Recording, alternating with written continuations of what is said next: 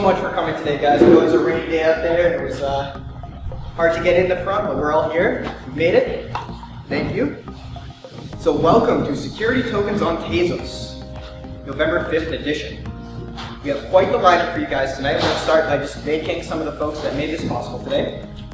Starting with Steve Vilkas of Founder & Co. You guys that don't know, we partnered to co-host meetups, and we're able to take advantage of venues and also local startup partnerships, such as one that we're using tonight, Introvoke. It's a live streaming app that we're using.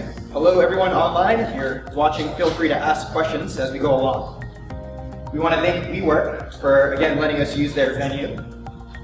And, of course, we cannot forget Tezos Commons for making this all possible. They sponsor tonight's event. You can find more information about Tezos Commons at tezoscommons.org. So the lineup is going to be 3 10 to 15 minute presentations, and they'll break into a panel discussion where I'll ask some general questions for the panelists, some burning questions, such as what role will XTZ have in STOs, so we want to pay attention to that. And then, of course, we'll take questions at the end from you guys and the online audience. So to start off, we're going to have Michael Klein, Senior Developer at TQ Group, then Mason Borda, the CEO of Tokensoft, and then Jonas Lamis of StakerDAO. So before we begin, Steve Vilkas of Founder & Co. is going to give us a little welcome. Thank you, guys. Thank you. Anybody hear me okay? Yeah. Awesome. So as Ken so eloquently stated, we have a full program for you guys tonight. I don't want to take up too much of your time. I do want to thank Ken. I want to thank Tezos Commons and all of our amazing partners, sponsors, and otherwise. So Founder & Co. is fundamentally all about collaboration. It's all about trying to build these communities. And you know, when I first met Ken and Sean at their Tezos Commons Boston chapter meetup at the Envoy Hotel, I tell the story all the time. I knew there was some synergy there because they too are community builders. And Founder & Co. building community and trying to sustain the ecosystem through meaningful connections and collaborations. Again, that's what we're all about. It's very interested for us to get started, so without further ado, I'd like to introduce Klein. Michael, take it away. Hello, and thank you for coming today. In just a second, I'll have my slides up, and I will be speaking on security tokens in Tezos, and especially the standards of security tokens on Tezos. All right, so what we'll be discussing today, why use Tezos for security tokens, ERC20 and FA 1.2, which is the main security token standard on Tezos currently, and several examples using redemption games, which are like arcade games. So first of all, why security tokens on Tezos? Well, you may have heard about the DAO attack, which happened in April 2016, and in 2016, the DAO was subjected to attack that resulted in the transfer of 3.6 million Ether, valued at around $50 million. So immediately after this happened, the people with the DAO project immediately started looking for ways to make this more secure, make sure that this couldn't happen again, including using formal verification. So that's why Tezos aims to have institutional-grade smart contracts in a language that makes it much easier to provide these formally verified proofs, because we can't necessarily automatically prove all the properties that we want, but at the very least we should be able to describe them in a simple and intuitive way that will allow us to break it down into small pieces and prove those individually.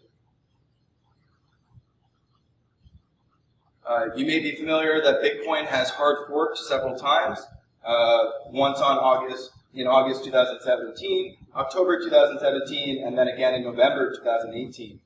You may have heard of Bitcoin Cash or Bitcoin Gold. This happened because of fundamentally irreconcilable differences between participants of the Bitcoin network.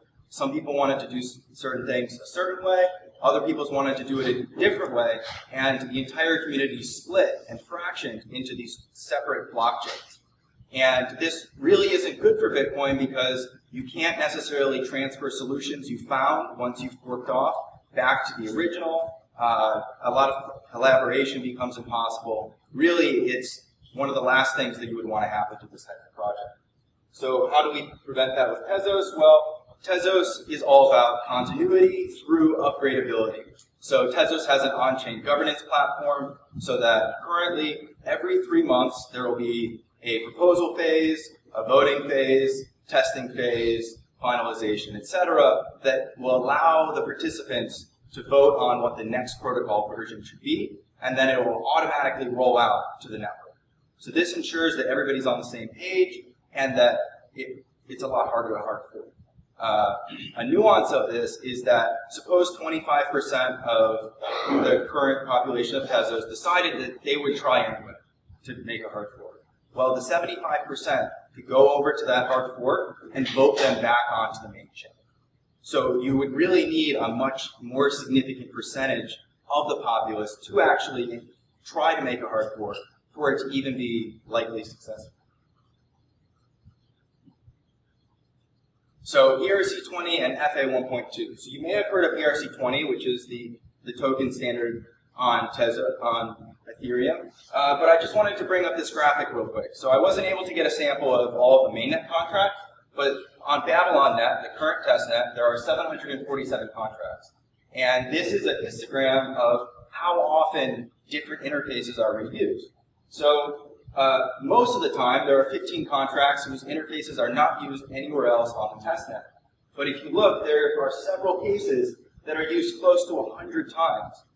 And this really, to me, speaks to the fact that there are standards. People are interacting with contracts in specific ways that allow them to, scale and say, oh, well, you want to work with my token? I use a standard.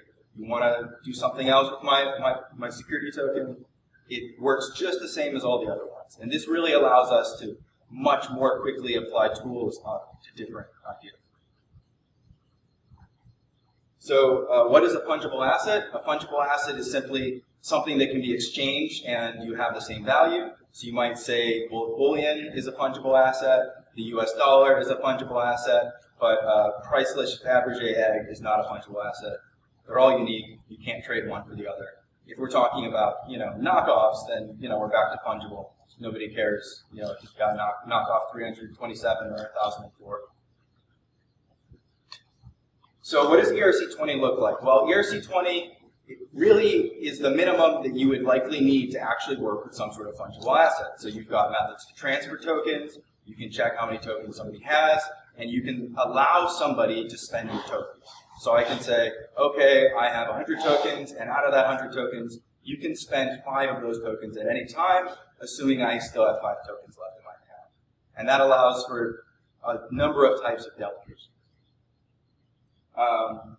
And note that there is not only transfer, but transfer from, and that's exactly because you might want to transfer from somebody else's account who's allowed you to do so. So for FA1, the first financial asset standard on Tezos, this really started with TZIP2, and TZIPs are kind of like ERCs. They're Tezos Improvement Protocols. So in TZIP2, there was defined the FA prefix for financial assets, and not until afterwards, the first ERC20 lookalike was made for Tezos. And this really didn't have most of the functionality that you would expect for an ERC20 lookalike, but still you have to have a first step. After that, we added mint, burn, and several admin things, set pause and get pause. It may be important for regulatory concerns to temporarily pause your security token to allow it to be audited. And so that's built in on Tezos. In Ethereum, these are features that are often added for convenience. Minting and burning is something that most people want to do with security tokens in the first place, but they're there by default on Tezos. With FA121 in Athens, it was found that certain people wanted to use a subset of the full interface that we were offering. They were saying, okay, well, yes, most people add these ERC20 features, but we don't want them. And so there was added an interface so that you could call the contract through another contract that would have the exact simplified interface.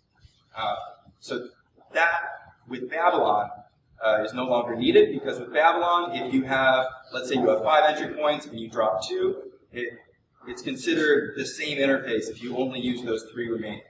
So for example, if I have mint, burn, and do a jig, well, if I only need mint and burn, it doesn't matter whether do a jig is there.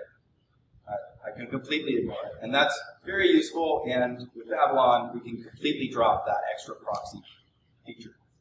How long did it take to get from FA1 to FA1 to stop? Within a year. And I should mention the star is because the next version hasn't been named, but it probably would be either FA 1.3 or FA 1.2.2.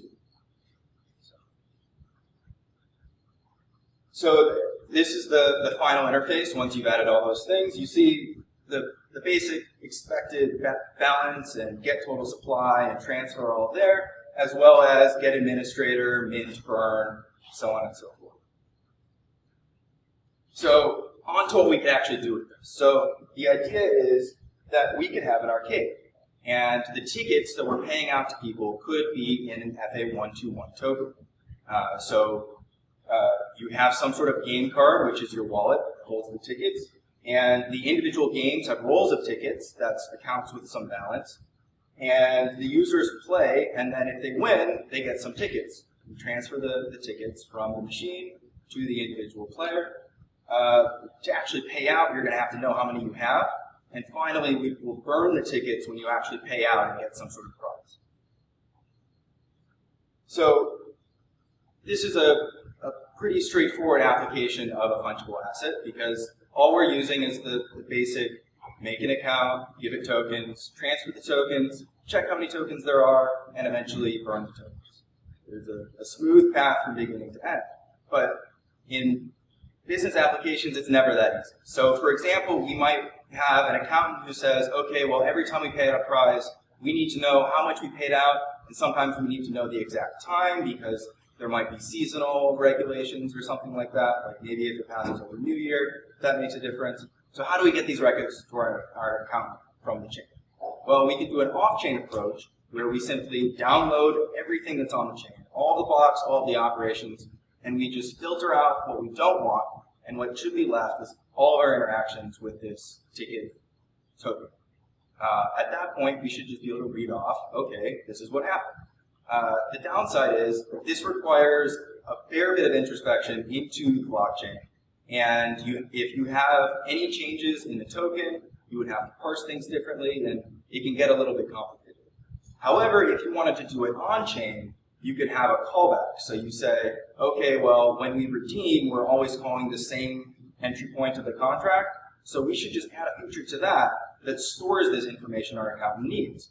And that's great. We have all the information in one place. We can query it directly. But that definitely will increase gas fees for everybody who interacts with the contract. So it's kind of a trade-off. A similar sort of problem we might run into is, well, you've got this game card. It's got all your tickets, but people keep losing them. So how do you do account recovery with a security token? Well, again, we've got on-chain and off-chain. Off-chain, we just use a traditional database of user accounts, and we store the private key, and effectively, it's really just a traditional user account. If somebody wants to recover their account, they can use security questions, or they can confirm their identity in another way. It doesn't really matter because at the end of the day, you just get a blank card and put the same exact private key on. But this is really not secure. It completely bypasses most of what we get out of private and public keys. And so you might say, okay, well, we want to do account recovery on-chain. But you run into the same sort of thing that you have with off-chain, which is how do you know the person is able to recover the account? Well, you can use multi-sig, so you can say, okay, well, you don't have one account, you have two accounts, and one of them is a backup, and can totally take over and, add another person as being authorized. So, you lose your first account, you go to your second account and add the third, something like that. Or some other way, we have to have on-chain who you are. And if we don't have that, we definitely can't tell that we should give you your account back. Maybe people want to combine reward cards, but this is pretty straightforward because we have allowance. And alternatively, we can just say, okay, well, just swipe the first card and swipe the second card. For users cheating, this is interesting because, well, what if our interactions aren't just, the machine says 10 and that's the number of tickets that are paid out and that's it? What if, people are kicking the games and, getting tickets? Well, we might say, well, that's easy. You give a run of every move the person made in the game, and then you simulate that, and if they actually got tickets, then they're guaranteed to have played the game and have gotten tickets. And so what you could do in theory is, in that entry point to actually get your rewards, you could add a piece of verification code that went through and verified a proof that you played the game and got the tokens. Off-chain, this is more like just physical security. And then finally, what if people actually want to use tickets as game tokens? And this is definitely one of the more, like, if people are using security tokens right now, this is one of the issues that they run into. How do you tell who sent you tokens and when they sent you tokens? So again, we might do an off-chain sort of solution and poll and say, okay, do I have tokens? Do I have tokens? Do I have tokens? That's very inefficient. And then we can also do a callback and add price of the gas. But there are some more interesting solutions where maybe we have a deposit box and that's where all the tokens from a certain user go. And then we just check that one deposit box. And maybe the user could even say, hey, I've sent you tokens, you should check now, eliminating the need to poll. All right, thank you.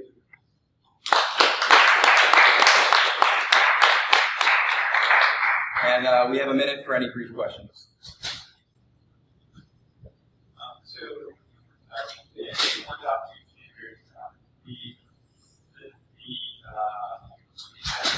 very SEO friendly. Is there been any talk around taking that out? Yes, there's definitely been discussion about revising these prefixes, and several people have already said that they're a bit confusing. So I think that in a future Tezos improvement protocol, we'll definitely be addressing that. One more brief question. Yep. Can you talk a little bit about the other standards that you're working on? So the main security token standards on Ethereum are ERC20, ERC 721, and ERC 1155. So ERC20 is the fungible version.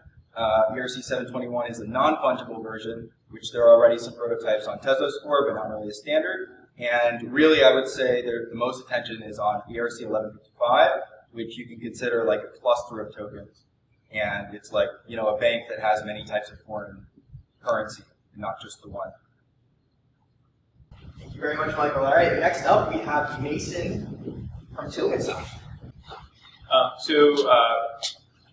CEO of Tokensoft, we started this company in 2017 to help issuers of digital assets comply with securities laws.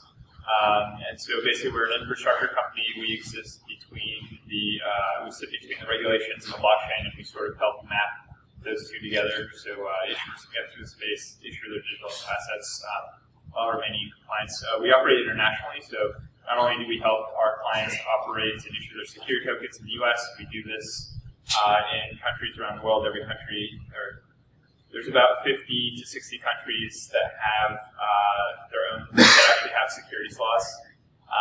And so we've helped our clients issue in 50 to 56 countries in the past, because that's about as many countries where the securities laws actually map to these blockchain-based issuances. And so we started in 2017. Our clients are funds, real estate companies, and startups, emerging growth companies. That means startup. So far, through our platform, about $500 million has been processed. Our current pipeline, in terms of what our clients are seeking to raise, is $3 billion plus. And in terms of our platform, the most people we've processed through this is about 28,000 in a few days. We can handle a lot of clients in parallel as a broker-dealer. That's enough about Tokensoft. Also, when regulations change, we help our clients follow them. So when FINMA passed specific regulations for digital assets, we helped our clients comply with that. When GDPR went into effect, we got all of our clients into GDPR compliance. We do really weird things like that. And so security tokens, what's actually different? Like what's really going on here? And so let's say we had a company called Jonas and Jonas that wanted to perhaps issue a security. There were two owners of this company, Jonas A and Jonas B, two distinct people. Let's say it was a Delaware C Corp and there were 10 shares authorized, and the company was set up for the purpose of baking and distributing bread. And so I just want to use this to sort of look at a case study. What would it look like if we issued traditional equity, just 10 shares for this company? What would it look like if we likewise issued these 10 shares on the blockchain. So what are the actual differences? And you get your picture. Okay.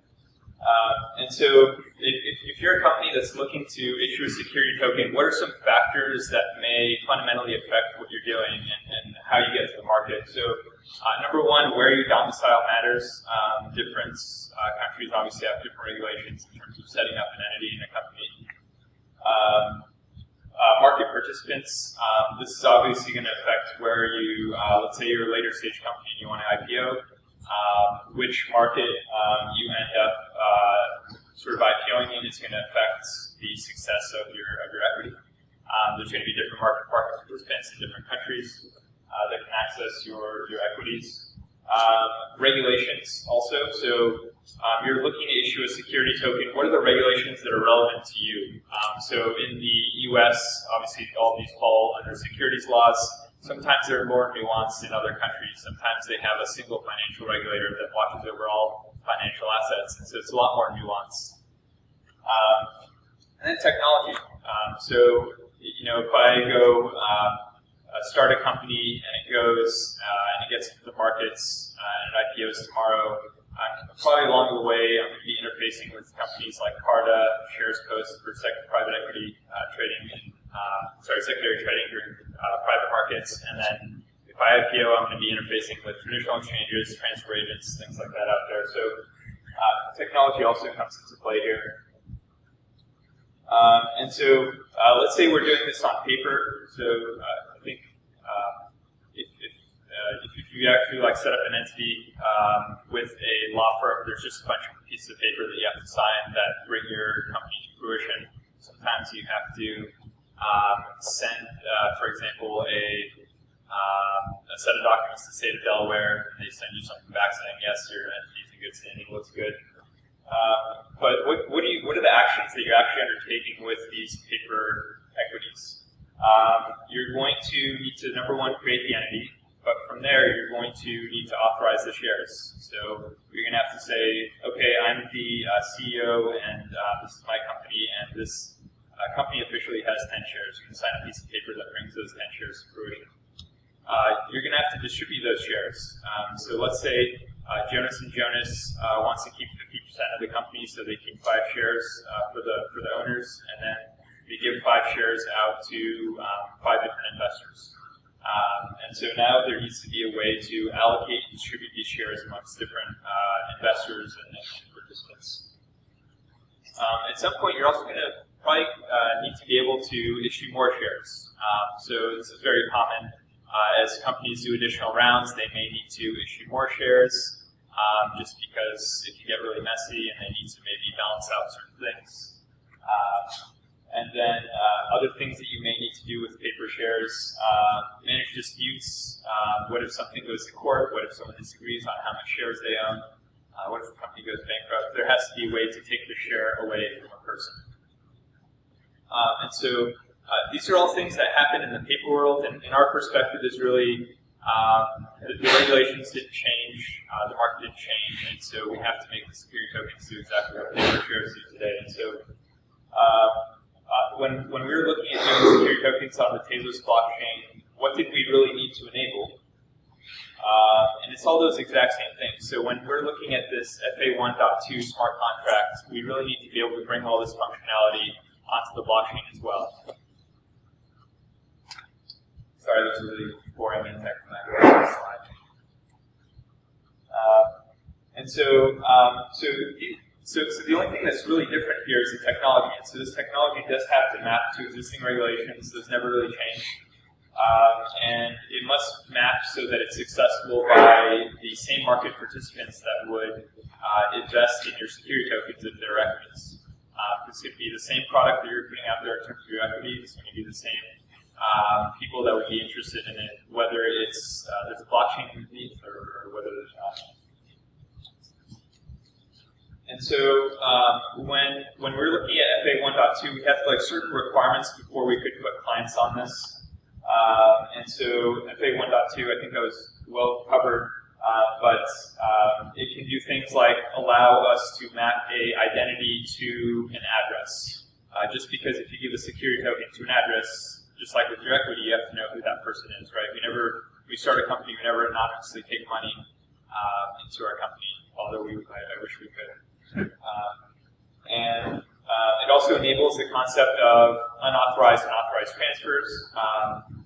For example, one thing that we have to do is, let's say we raised money from investors, we gave them the security token. If it was a Reg D private placement, there's a rule that says that that investor cannot move the token for a year. And so we need to enable things like that. We also need to enable things like not allowing non-US investors to move tokens into the US. Sometimes there's reasons for why you need to separate different geographies, investors from different geographies. And so that's why we need lists. We need different lists of investors, so perhaps we have different classes of shares with different rights. Perhaps we have different countries that are allowed to have the security token and other countries which we don't want the security token going into, such as North Korea. You might have some issues with your security token lands in there. And what is the tooling? So the regulations didn't change, the technology is a little bit different. So today you just sign a piece of paper and all of a sudden you have shares for your company.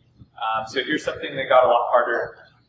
Because we are putting these security tokens on the blockchain, we also need to be able to make sure the management and control of that is secure. Because when we sign a piece of paper and our lawyer is sort of sending us that piece of paper to sign, there's usually like an email trail and you know, your lawyer knows they're receiving that from you and no one else can go and authorize shares for your company. So we have to make sure that that's also possible on the blockchain. And so we have tooling that allows our clients to administer, issue these tokens in complete cold storage. It's a cold storage multi-sig wallet, actually. So we treat these with the highest level of security from day one. And so there's a couple different concepts: administration and custody. Administration is just sending and receiving. Sorry, custody is just sending and receiving. Administration is issuing more tokens, managing compliance, things like that.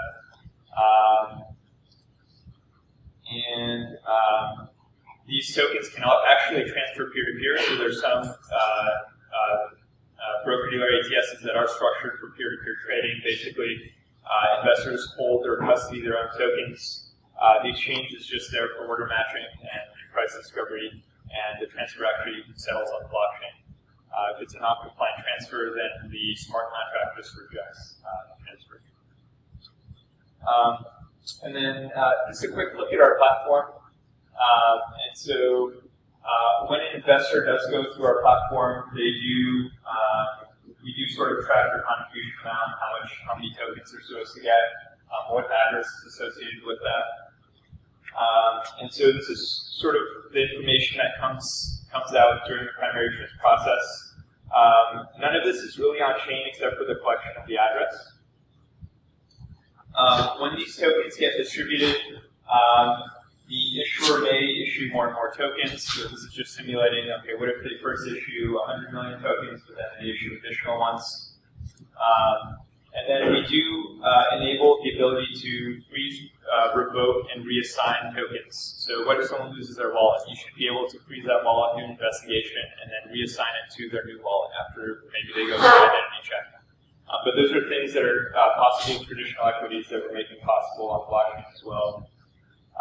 One thing that's sort of different is allowing, adding administrators to administer the compliance of your token. So you don't want a single person managing all the compliance because it's not scalable. And so our clients may want to allow for exchanges to manage their own compliance because they're regulated entities and they're authorized to do activities like that. So that's another concept that we brought to fruition.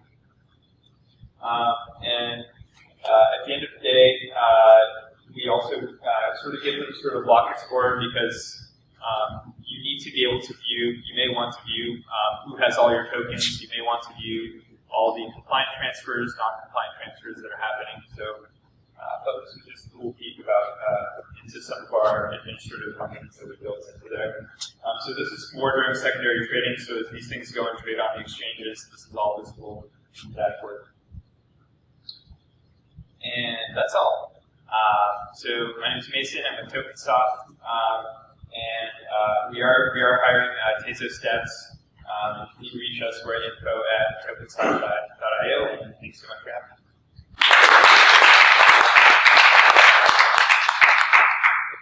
So a couple of, how many U.S. tokens have you registered so far? Well, not your tokens, I mean, like clients that have a security token on Tezos that is registered in regulation. Yeah, so we have one large client that just moved on to Tezos, so we'll probably announce that soon. Okay. But that's like the first one. Okay, got it. A lot of the stuff you talked about seems like it's the transfer Yes. for a public market. Yeah. But you're dealing really with the credit investor private placement market. Yes. For the most part. So are you planning on walking into So in traditional markets for private equities, typically you don't need a transfer agent, but there's certain cases where you may give a little too much control. Right. This isn't designed to have that that much control. It's pretty decentralized. So at the end of the day, if we go down, the issuer still has control and access to all their tokens, and their tokens are still transferred. There is the ability for transfer agents to plug into our platform. So we do have clients that are doing registered offerings, and so that's a solution that we offer to them. But I agree that it's a fine line, and it's easy to cross into that direction. Yeah. Okay, cool. All right, thank you. Thank you very much, Jonas. All right, next up we have Jonas from StakerDAO. All right, I'll let Ken get the laptop set up here so I can share my slides with you. Hello, everyone. Thanks for coming out tonight. I am Jonas L, not to be confused with Jonas A or Jonas B. Thank you, Mason. Thank you very much. I hope that doesn't make it as a regular occurrence in your slides. And I'm going to talk to you guys about a new company that we just announced last week called StakerDAO. And by way of background, I have spent the last 2+ years in the Tezos ecosystem. I got interested in Tezos in late 2016 when I read the white paper and saw that a couple of the influential investors in Silicon Valley had invested in Tezos. And I started interacting with the very early devs in the spring of 2017. I launched a website called Tezos Community, where I started to build community for Tezos at the time. And then by the time summer of 2018 rolled around, and we were getting ready for BetaNet launch and then mainnet launch, or I guess for AlphaNet launch, whatever it was, I decided I was going to become a maker, which is what the validators are in the Tezos ecosystem. And so I launched the Tezos Capital Delegation Service, and it rapidly grew to be one of the biggest ones around the United States. And we had all kinds of fun in that first year dealing with the foundation and all kinds of cool stuff. But we got things really moving well in towards the end of 2018 and then into 2019. It's been a really fantastic year in the Tezos ecosystem with over almost 500 different makers around the world doing validation. One of the great things about Tezos is it's very decentralized. There's no list of 21 allowed validators or 100 allowed validators or anything like that. Anybody who wants to be a validator on Tezos can do it. You just need a little bit of technical competency, and you need 8,000 Tez to get started. So it's a really cool decentralized model. There's no central organization in charge of Tezos. There's no Tezos Corporation. There's no CEO of Tezos, despite what the folks at OKX might say.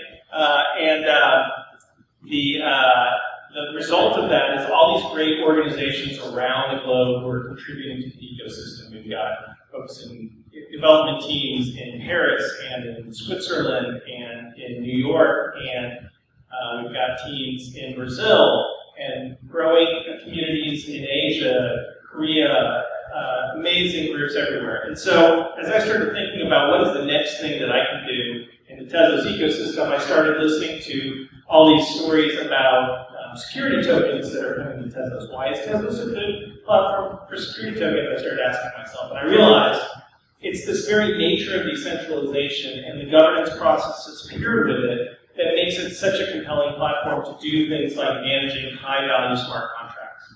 Because once you prove that this governance process works, that every 3 months there's this expected cycle that runs that includes dev teams from around the world contributing proposals, validators voting on those proposals, a test process that tests the best validator, the best proposal that was voted by the validators, another round of voting to make sure to confirm that we want to promote it to mainnet, and then it gets folded into the code base and automatically gets promoted. Once that process runs a couple times, and it's happened twice now over the last year, I think you begin to feel very comfortable in how the long-term success of Tezos can be seen from a controlled and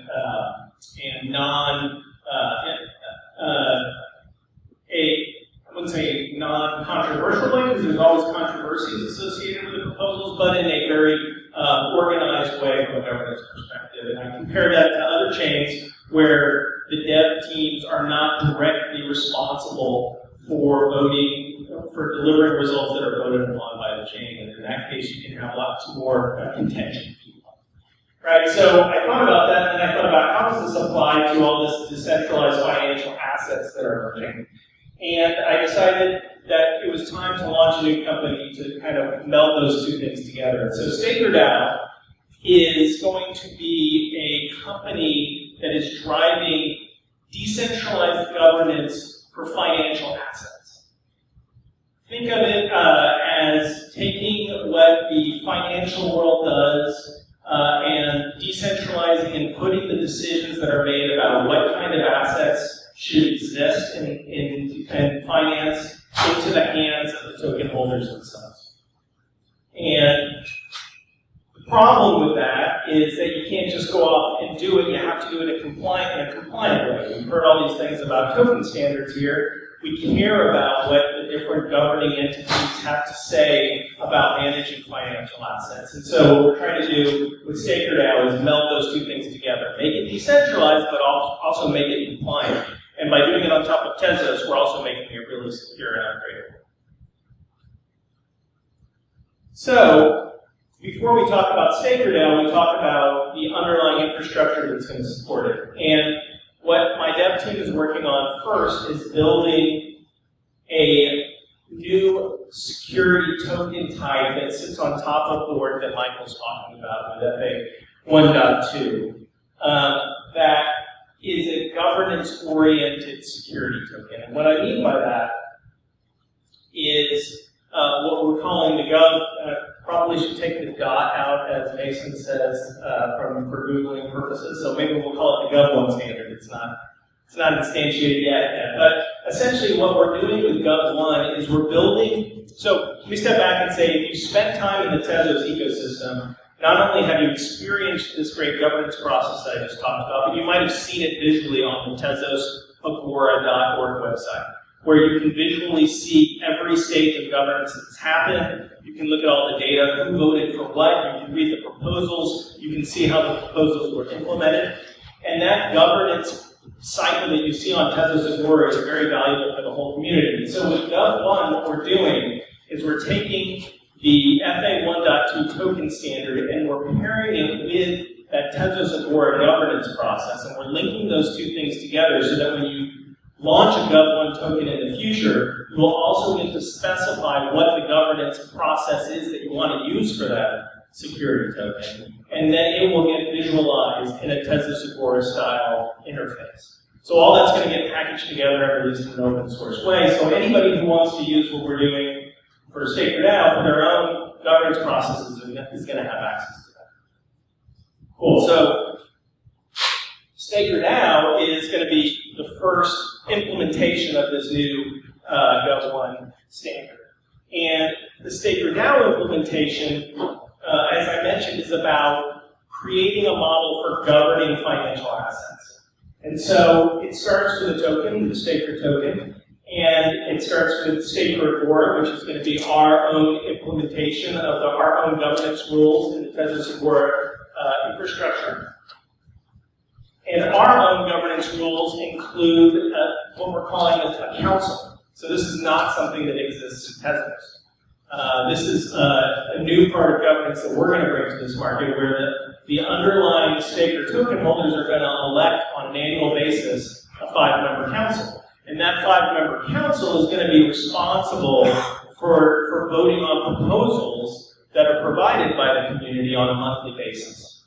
And so, for example, our proposal process is going to be managed by what we're currently calling the stability team. You might just think of them as the operations team. The stability team works with the community to build proposals, and it works with the council to implement proposals. And so our governance process is one of a monthly basis. As we talked about with Tezos, there are 4 steps that happen over a 3-month period, roughly. With Staker, we're going to have 4 steps that happen every month. So during the first week of the month, the stability team will work with the community to put a proposal into the governance process. Then in the second week of the month, phase 2, the community, the council, and the stability team, and anyone else who's interested will have discussions about that proposal, the pros and the cons of it.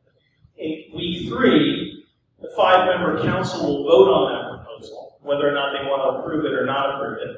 And in week 4, if it is approved, the stability team will work on implementing that proposal. So the question is then, what kind of things might be proposed? Well, the truth is we don't know exactly yet, because we haven't started our governance process yet, and so we haven't had our community decide what kinds of things they want to launch. But I suspect that early on, we're going to be focused on launching decentralized financial products that will resonate with the Tezos ecosystem and across other chains as well. We're called StakerDAO because we have a heritage in the staking side of things. And so I would suspect the first products will have a lot to do with staking assets on multiple chains. But again, it all depends on what the community decides to launch once this process starts. Our timeline on this is we're moving pretty quick on things. So we expect by the end of November or early December, we'll actually have this process up and running on the Tezos testnet. For those of you who are using the testnet, you'll be able to see it in action. And then by the end of December, it will be live on the Tezos mainnet, which means in early January, we're going to have our first governance cycle. Following that governance cycle, we anticipate that the first set of decentralized financial products will start launching in Q1. And then, as I mentioned, it's all about governance by the token holders for these assets. So we think that the election cycle for that board will happen every year in January. So the first election cycle will happen in January 2021. Cool? So that's what we're doing in a nutshell. Our team, we've got some great blockchain folks focused on this. Sarakel is a fantastic development team that's decentralized, but primarily out of Estonia. They've done a lot of the work that Mike was talking about for the Tezos ecosystem around the security tokens and governance models. They're now working with us on our solution. Polychain is a great investment team out of San Francisco who is the initial backers of this project. And then we're working with Pillsbury, which is a great law firm who's helping us with all of the massive regulatory overhead of trying to launch something like this in a decentralized manner. So I'd love to hear your feedback on it. As I said, this is a brand new idea that we don't think anybody's really done this yet in the ecosystem. And so, across any chain, frankly. And so we're really going to be pioneering some new stuff. We'd love your feedback and your ideas. If you're interested in getting involved, there's many ways we can use your help, so feel free to reach out to me. I also brought some t-shirts. I'd hate to take them back to California, so feel free to grab 1 or 2, or a laptop sticker. That'd be fantastic. All right, I'll answer a few questions if you want right now, and then I know we're going to have a panel where you can ask all these questions. Yeah? So in your cycle, your 4-week cycle, the stability team is part of the first phase, and then the stability team is phase 4 they have to implement. Are you concerned with backlog? I mean, it's easy to say something, to give people an order. Sure. Implementing it could be years. Sure. I think that could be a huge challenge. for us. What I'm expecting, frankly, is a few significant projects that happen over the course of the year, 1, 2 maybe, and then a lot of minor tweaks.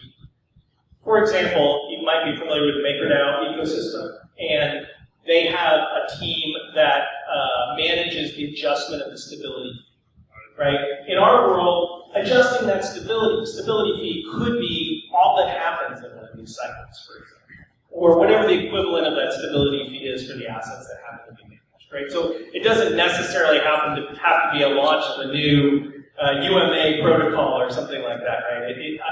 I think the council will have to decide the ultimate pace in which it is capable of launching assets, and that whole feedback will go back to the community so that everyone can get aligned on managing things like that. Yeah. Cool. All right, Ken, back to you. So real estate is one of the largest asset classes in the world, valued at over $217 trillion. That's about 60% of the world's assets. Now, while that market is greater than the value of all stocks, it is one of the most difficult asset classes to invest in. So this leads me to a two-part question. At these early stages, is the issuance of security tokens primarily focused on real estate assets? And B, what other impacts will security tokens have on traditional finance? I think the interest initially definitely seems to be real estate. So we're definitely seeing a lot of those on Tezos. I don't think that I don't think that from our perspective these assets can be anything because the technology is at the end of the day the same. I do think that in terms of, I think when you put real estate on the blockchain, it does operate more like traditional equity instruments. I do think with debt instruments, there is a bit to leverage with automation that the blockchain does enable. And so I think that's definitely an interesting place to look as well. I think right now we're still at the phase where we're just putting primitives on the blockchain, and then over time people are going to start to package these together with different DeFi products as well. And I think that's when the space will really take off, is when we start to do things that weren't possible without the blockchain but are now possible today. So I can't talk too much about this topic, but definitely there has been a fair bit of interest in real estate tokenization. But I'd like to point out that this is mostly very large real estate properties, and say tokenizing a handful of houses in a development would possibly go very differently just because of the way that these assets are managed, practically speaking, with more people on the ground checking that everything is, up to date and all that. And it's not necessarily as easy to just say, okay, you get 1% of this one house in this one division. My belief being the token bull is that everything is going to be tokenized eventually, and everything that exists as a security today is a target. I think that ultimately we're going to find ways for this to be more efficient and more decentralized and fairer for everyone. And nobody's going to wait for it around the world. We were just talking about there was a company, some real estate company called Realty, R-E-A-L-T, today that was tweeting about how they started selling shares of a house, I believe, some property that they own on the Uniswap exchange today. And that there's just going to be 1,000 experiments that are going to flourish in this space. Thanks, guys. And personally, I'm excited to get rid of this T+2 settlement cycle for custodial banking. So let's get on to the next question. So there's a lot of blockchains out there that do smart contract issuance. And so why is it that Tezos is the best blockchain for security token issuance? So at Tokensoft, we do support multiple blockchains. It is primarily demand-based. We are very opinionated about what what we can adopt, just because we have to make sure that the regulatory and compliance solutions that we've built can map onto all these blockchains. And the one thing that stood out for us about Tezos was just the level of security that's afforded due to the formal verification. So we see as Ethereum good for medium value, low complexity applications, but because you can't formally verify on Tezos, we see it better for higher complexity, higher value applications. And there's like little things like traditionally with wallets or multi-sig wallets, whatever they are, on Bitcoin you usually send 0.01 and then you send the full amounts. Now instead of sending that 0.01, you can just run a full test and completely simulate with the up-to-date code whether that transfer can go through, and then you can actually send it through. And I think that there's just a lot greater security afforded by that. Yeah, so to just kind of jump off that, a lot of that is enabled because Tezos uses a functional programming language, and so you can actually say, okay, nothing's going to jump in the middle of my transaction and change the whole world. And that definitely makes it a lot more possible to have that kind of security. And then on the original question, I think securities really last a long time. They're on a very long time scale. One of my favorite examples is BNY Mellon, which has been actively traded on the New York Stock Exchange for over 235 years. If we want some piece of technology to last, it has to be able to respond to the times and the changes, especially across all the different things that could happen. And Tezos is uniquely positioned to take advantage of that with its upgrade process. Excellent, guys. Some real good points there. And so, to the best of your knowledge, what role will the Tez, aka the XTZ, have in the role of the SEO process? What role will it have? So for us, it's sort of decoupled from like the primary issuance process where the first sale happens. It can be possible for people to purchase security tokens in Tezos. That could be possible theoretically.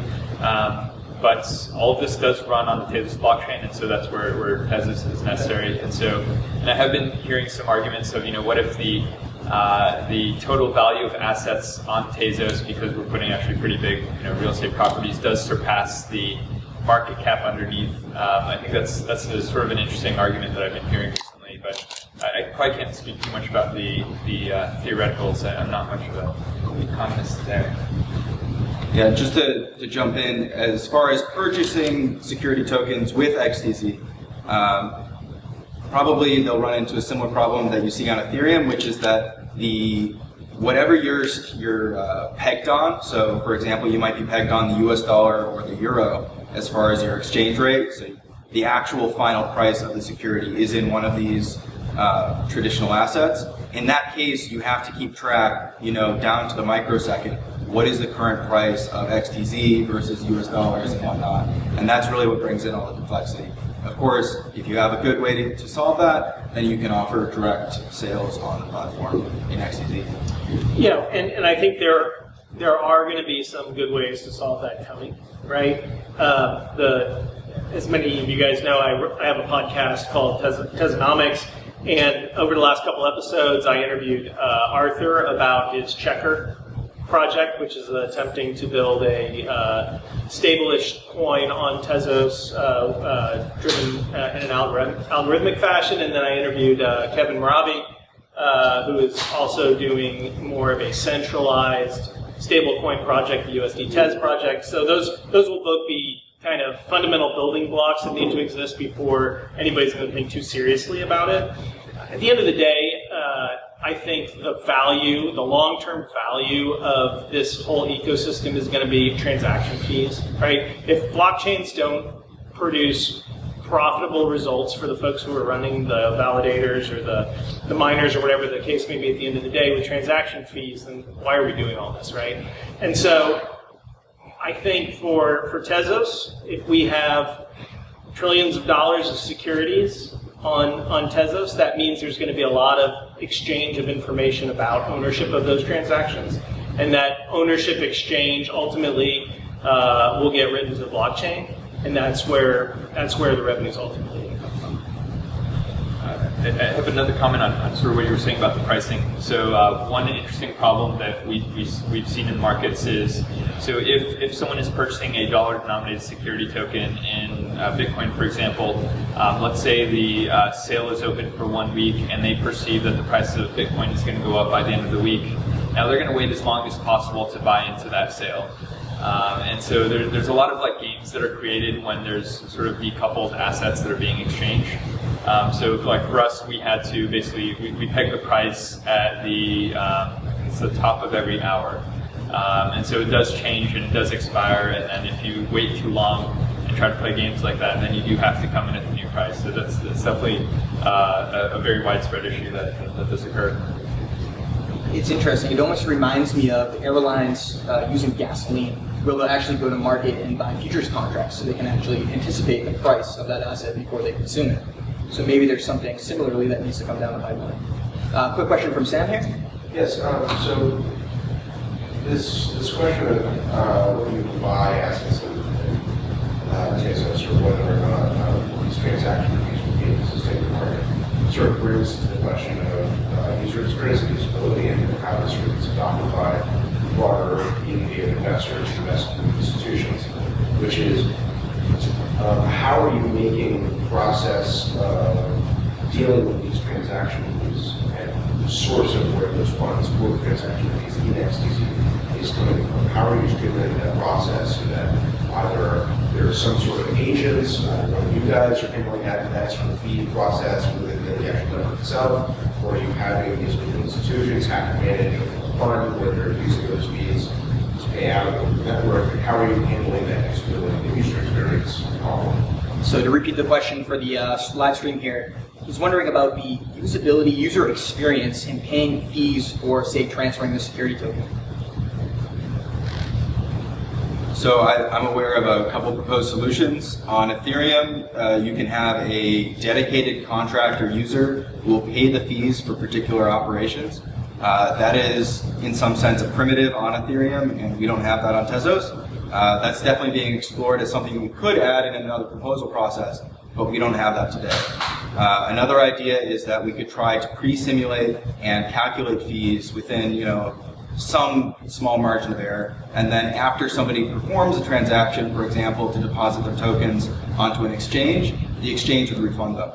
And then finally, in many of these cases, it's really not actually happening on the blockchain. The actual transfer is being executed by the issuer, by the exchange, so on and so forth. So they are totally covering the fees. You would never see the fees at all. One thing I would point you to, which is not a security token, but it's a project that's being built out by Kathleen Brightman, who's one of the co-founders of the original Tezos blockchain. She and Arthur launched it. So her new company is called Kos, and the team at Kos is developing a collectible card game on Tezos. And she has her co-founder's fee is like a Grandmaster. What's a game called Wizards? Magic the Gathering. Yeah, sorry, Magic the Gathering guy, and they have a fantastic team that they're building out a collectible card game, and they're very focused on this UI question that you asked, right? So, number one, I think they're being Tezos maximalists in the sense that Tez is going to be the in-game currency. But it's not necessarily gonna ever appear like Tez to the game player, right? All the card trading that's gonna go on, all the buying and selling on the back end will be creating lots of transactions, but on the front end would be as user friendly as any other digital CCG. My favorite exchange used to trade Magic the Gathering cards, actually. Mount Gox, we love it. So that was actually one of the most important questions, to see what the role of Tez is going to be in this whole ecosystem. And I'm glad you guys were able to articulate the answers there. So, next question here. So we've heard all this news about companies committing to tokenize assets and go through the SEO process, but to the best of your knowledge, how far away are we from seeing an SEO actually go live on Tezos? Yeah, I think one of the challenges with this space is when you do go raise money for in a securities offering, if you do follow the U.S. regulations and you do it as a private placement or a 506c, there is a 1-year lockup. And so you're going to raise all the money, you're going to announce that you're doing a security token, and there's a year between the point where you actually have to put the token on the blockchain. And so I think that's one of the challenges in the space is that the pace of iteration just becomes slower because of that. That's just an impediment that exists industry-wide. There are different regulations you can launch under. There's 40 Act funds where as soon as you're approved, you can now start issuing the token. There's, I believe with Reg A, there's no lockup, I think. Anyone else? I think Reg A has no lockup. Reg A plus. Reg A plus, yeah. And so, But it'll take you a year to get approved. Yes, that is true. Yeah. and so there's that's still an impediment. There are ways to get it through, but yeah, that 1 year is sort of put up front, I guess. For us, we do have clients that are starting the issuance process on Tezos. That doesn't mean the token is going to be live right away. But I know there are some projects out there that are going under different structures that would allow for the token to come out sooner, but I don't think they've been announced yet. Yeah, one of the tenets of what we're doing with StakerDAO is that the token is absolutely critical for the governance process, right? And so we're going to, eat our own dog food in the sense that there will be a governance token out there running on Tezos in the relatively near term. To your point, it's not going to be something that's going to be tradable, right? You're not going to be able to buy it or sell it, but it's going to be demonstrating how the process works into 2020 when hopefully there'll be more opportunities to do so. Thank you, guys. And so, next question. We know that Tezos has a self-amendment aspect where token holders are able to vote on upgrades to the protocol. So, when the main chain updates like this, how are previously issued security tokens affected? Is there a maintenance requirement that's going to need to be constantly upheld by institutions custodying these assets? So from what I understand, the protocol allows itself to be effectively completely modified, and there is not a method in place to guarantee backwards compatibility. That being said, the people who are making proposals and the people who are invested in developing and producing these proposals are also very invested in being backwards compatible, and this is on the forefront of their minds whenever they make a change. And we'll have to see as far as additional protocol upgrades, as far as how maybe we could standardize some of these interfaces and really pin down and specify what they're supposed to do so that we can ensure that they are still doing exactly that, and that when these upgrades happen, that they won't break anything. Yeah, I do think those risks do have to sort of probably be addressed. Like you can't freeze, you can't have like tokens just freeze trading just broadly. The good thing about security tokens is that, at least the way we do it, we do build in full admin functionality. So at the end of the day, if you do have to rip everything out, redo it on a new smart contract, that is a possibility. So it might take a little bit that type of experimentation.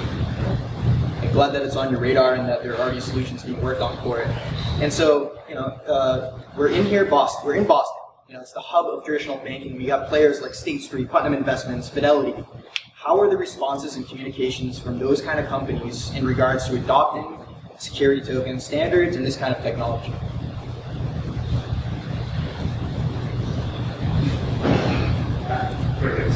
Okay, I'm just trying to figure out what I can say. I think the first thing that sort of like got this on our radar in terms of large institutions is there is a fund that's an affiliate of Fidelity that is invested in us, and so that's where we started sort of poking around and seeing what was going on in the larger institutions. I would say that they are all exploring what's going on in the space.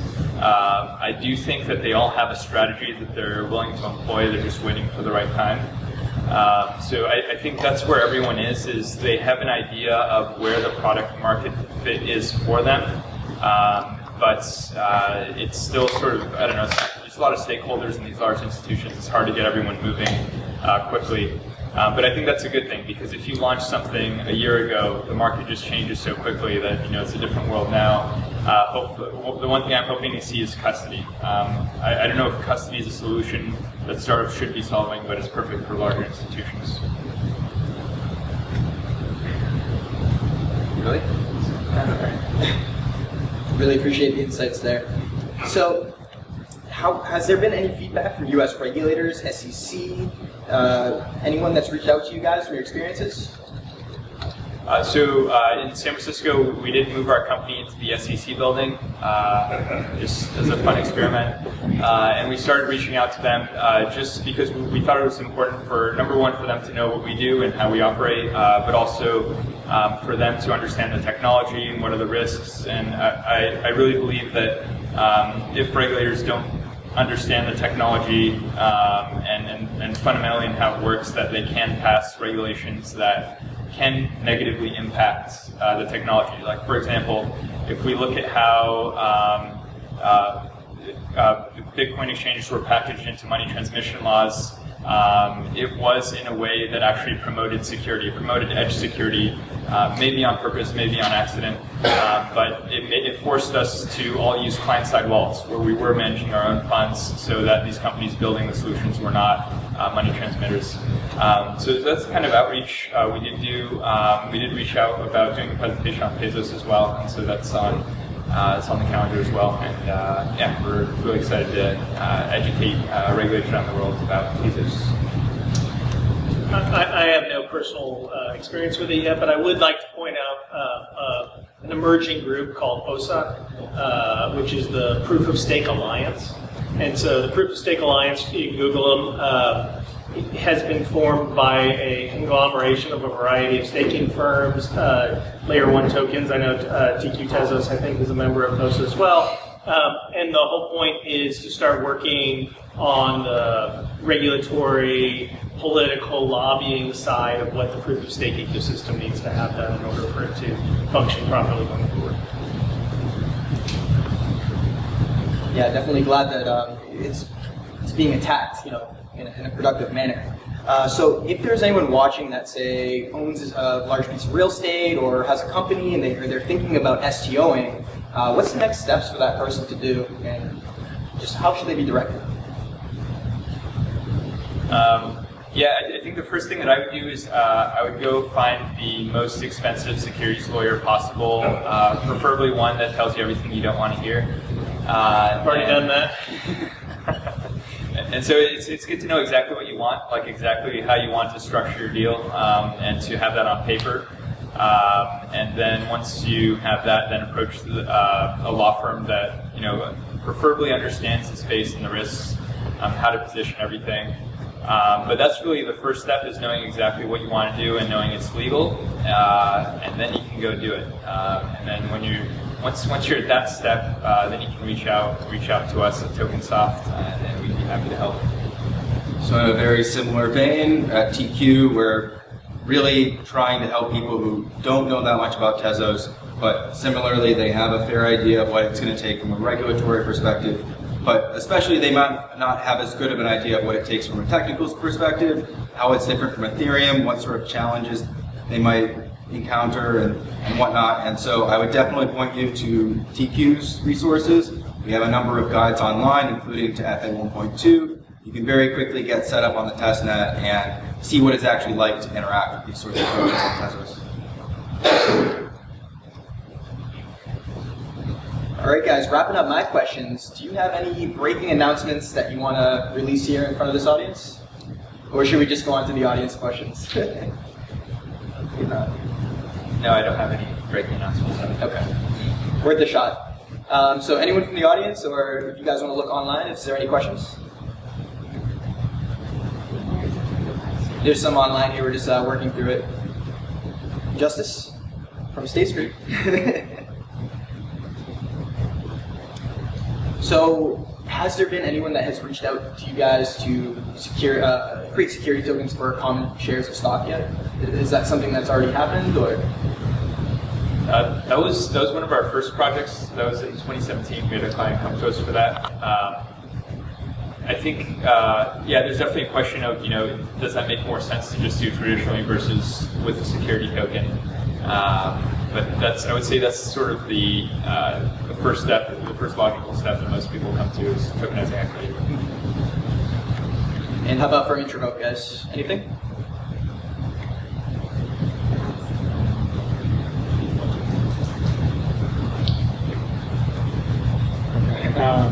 Just bear with us while we get the questions from online there. So there is an online question with regards to the delay in STOs over a year. So this question is, I heard that the Thai STO had been postponed, and recent news about a privacy feature being included in the next protocol amendment has been denied or is unconfirmed. Where is XTZ and STOs going for the rest of 2019 and into the beginning of 2020? So essentially, when will the first STO look to launch on the Tezos mainnet? Right, we sort of answered that already, saying that the regulations, has this lockup period and you push back a year. But there is elevated returns, and StakerDAO, I believe, in Thailand, doing a real estate deal, which they already said should have been live in Q3. Do you guys know anything about the delay there and what's going on? Nothing. They're on their way. They're on their way. If you guys want to get more follow-up there, you can always reach out to us. Elevated Returns and StakerDAO online on Twitter. So a lot of the other platforms that issue tokens have decentralized exchange on Ethereum. Tezos has its own decentralized exchange. Binance, who have launching tokens, has an exchange. Does Tezos plan to create an exchange? Great question there. So the question again was, does Tezos plan to have a decentralized exchange in the near future? For the STOs in your I can only comment a little bit on that because I'm not aware of a specific project that is attempting to do this. I have only worked with some existing exchanges that are attempting to add Tezos. And I would say that the KYC that's required, as well as the other regulatory concerns, are definitely preventing just walking on to Tezos and writing an exchange contract. It's partially due to the fact that if you have enough compliance to actually run a totally automated exchange, you likely also have enough contract code that it won't actually run because of rather conservative gas limits for this just second protocol upgrade. So definitely people are working on this, but I don't think it's around the corner for Tezos. Isn't there a project called Dexter? No. Oh. I heard there's a project called Dexter that's a DEX on Tezos. I'd also look at, so one thing I think that's really interesting is these Lightning-based DEXs, because they can more easily support different chains, just because of the way it's architected. So I think that might be an interesting place to look to see if those are supporting Tezos, because they are multi-chain.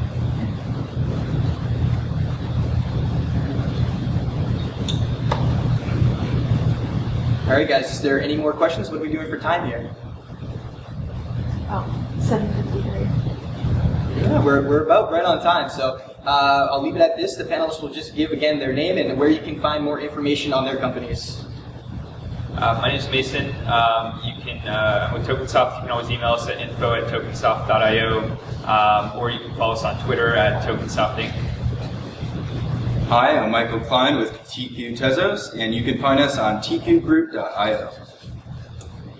And for StakerDAO, follow us on Twitter, which is @StakerDAO, or Telegram, which is also StakerDAO, or just shoot me an email, Jonas@StakerDAO.com.